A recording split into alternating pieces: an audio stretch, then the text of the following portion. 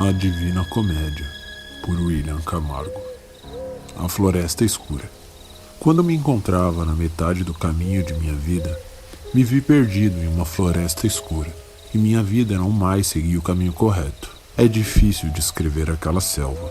Era tão selvagem, triste, vil e cruel, que sua simples lembrança me traz medo.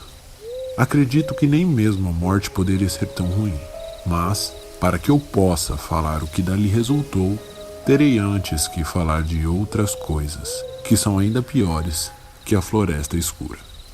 Eu não sei como fui parar naquele lugar tenebroso. Ainda com sono, devo ter cochilado e por isso me afastei de meu destino.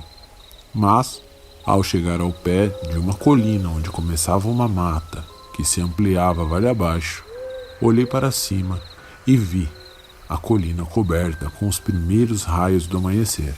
A cena trouxe claridade a meu destino, afastou de vez os arrepios e me deu novas energias. Decidi então subir. Olhei para trás uma última vez para a floresta escura, que nunca deixará alma alguma escapar. Descansei brevemente e depois iniciei a subida. Eu havia andado pouco, quando, de repente, saltou à minha frente um leopardo, ágil, de pelos manchados. Ele impedia que eu seguisse adiante. Não adiantava desviar ou buscar outro caminho, pois no final ele sempre estava lá, bloqueando a minha passagem. Várias vezes tentei avançar, várias vezes falhei. O dia já raiava e o sol nascia com as mesmas estrelas que acompanharam o mundo no seu primeiro momento. A luz daquele dia especial renovaram minha fé e me fizeram crer que iria conseguir vencer aquela fera. Mas a minha esperança durou pouco e o medo voltou quando diante de mim ergue-se um leão. Ele avançava em minha direção tão faminto e raivoso que o próprio amanhecer parecia temê-lo. E depois veio uma loba, magra e gananciosa, cuja visão mordeu minha alma pelo medo que senti. A loba avançava lentamente e me fazia recuar, me empurrando para aquele lugar onde o amanhecer não clareava. Quando eu me encontrava na beira da colina, meus olhos aos poucos notaram uma silhueta que se aproximava. "Tenha piedade de mim", gritei ao vê-lo. "Quem quer que seja, corpo ou alma." "Corpo não mais", respondeu. "Homem eu fui um dia, nasci em Mantua, nos tempos de Júlio César, e vivi em Roma, no Império de Augusto. Fui poeta e narrei a Odisseia de Enéas, que fugiu de Troia depois do incêndio. E você, por que não sobe a colina?" "Você é Virgílio?", perguntei acanhado. "Ora, você é meu mestre, é meu autor predileto. Foi contigo que aprendi o belo estilo poético que me deu valor. Eu não subi a colina por causa dessas feras. Me faz tremer as pernas. Ajuda-me, poeta antigo, ajuda-me a enfrentá-las."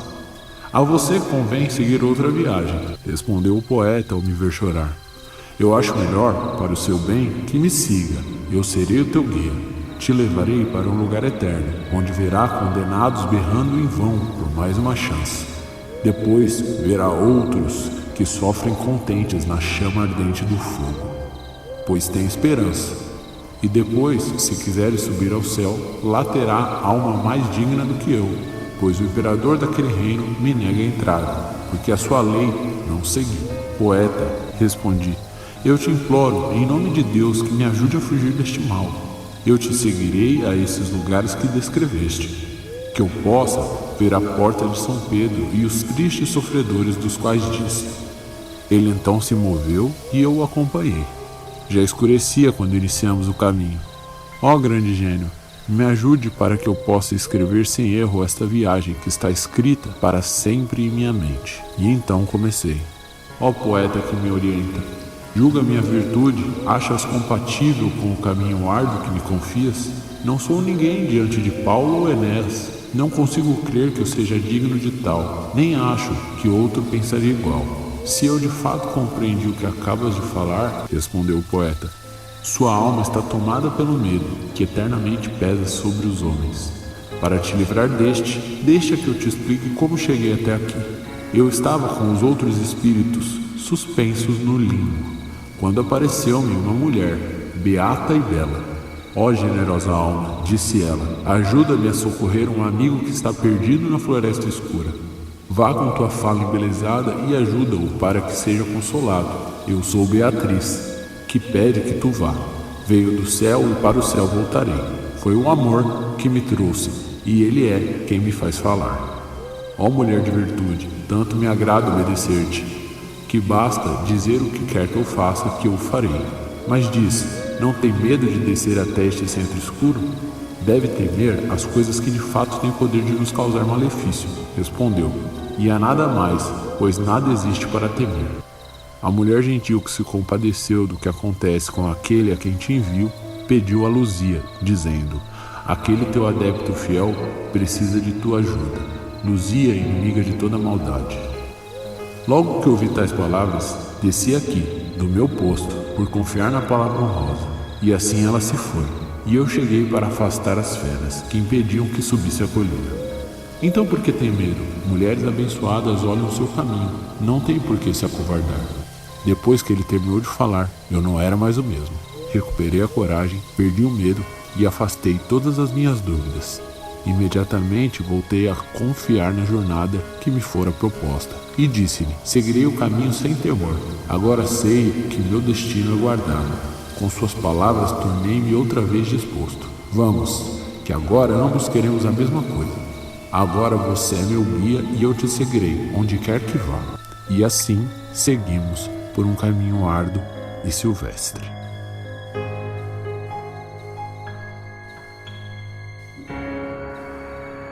Canto 3. Por mim se vai a cidade dolente, por mim se vai a eterna dor, por mim se vai a perdida gente. Justiça moveu o meu alto Criador, que me fez com o divino poder, o saber supremo e o primeiro amor. Antes de mim, coisa alguma foi criada, exceto coisas eternas, e eterna eu duro. Deixai toda esperança, vós que entrais. Estas palavras estavam escritas em cor escura, no alto de um portal. Eu, assustado, disse a meu guia, mestre, essas palavras são muito cruéis. Não tenha medo, respondeu Virgílio, mas não seja débil. Aqui chegamos ao lugar do qual falei, onde encontraríamos as almas sofredoras que já perderam seu livre-arbítrio. Não tema, pois você não é uma delas, você ainda está vivo. Em seguida, Virgílio segurou minha mão, sorriu para me dar confiança e me guiou na direção daquele sinistro local. Logo que entrei, ouvi gritos, suspiros e prantos que ecoavam pela escuridão sem céu ou estrelas. Os lamentos eram tão intensos que não me contive e chorei. Gritos de mágoa, brigas, queixas iradas em diversas línguas formavam um tumulto que tinha o som de uma ventania. Eu, com a cabeça já tomada de horror, perguntei, mestre, quem são essas pessoas que sofrem? Este é o destino daquelas almas que não procuraram fazer o bem de Deus, mas também não buscaram o contrário, me respondeu o mestre. Se misturam com aquele coro de anjos que não foram nem fiéis nem infiéis ao seu Deus. Tanto o céu quanto o inferno os rejeita. Mestre, continuei, a que pena tão terrível estão esses coitados submetidos para que lamentem tanto. Te direi em poucas palavras, estes espíritos não têm esperança, de morte nem de salvação. O mundo não se lembrará deles, a misericórdia e a justiça os ignoram. Deixe-os, só olhe e passe. E então, olhei e vi que as almas formavam uma grande multidão, correndo atrás de uma bandeira que nunca parava. Estavam todos nus, expostos a picadas de vespas que os feriam em todo o corpo. O sangue escorria junto com as lágrimas até os pés, onde vermes doentes ainda os roíam. Quando olhei além dessa turba, vi uma outra grande multidão que esperava às margens de um grande rio. Quem são aqueles? Perguntei ao mestre. Você saberá no seu devido tempo, quando tivermos chegado à orla triste do Aqueronte, respondeu. Temendo ter feito perguntas demais, fiquei calado até chegarmos às margens daquele rio de águas pantanosas e escuras. Chegava um barco dirigido por um velho pálido, branco e de pelos antigos. Ele gritava, almas amaldiçoadas, vim buscar para o castigo eterno Abandonai toda esperança de ver o céu outra vez, pois vou levá-los às trevas eternas, ao fogo e ao frio. Quando ele me viu, disse: E você, alma viva, saia desse meio, aqui só vem morto. Vendo que eu não me mexia, mais calmo falou: Deve seguir para outro lugar, onde um barco maior te deixará embarcar. As almas, chorando amargamente, se amontoavam na orla e Caronte as embarcava uma a uma, batendo nelas com o remo quando alguma demorava a embarcar.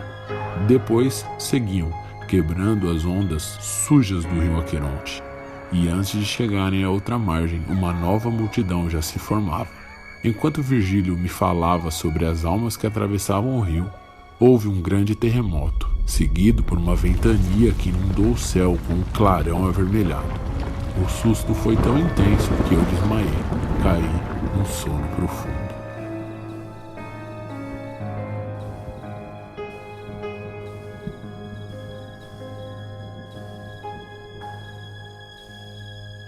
Personagens. Virgílio foi um grande poeta da antiguidade, autor de várias obras, entre as quais Geórgicas e a Eneida. Luzia é padroeira dos que sofrem da vista. Dante era devoto de Santa Luzia. Beatriz é uma pessoa muito importante para Dante, fonte de inspiração em quase todas suas obras. É retratada como símbolo de pureza e perfeição.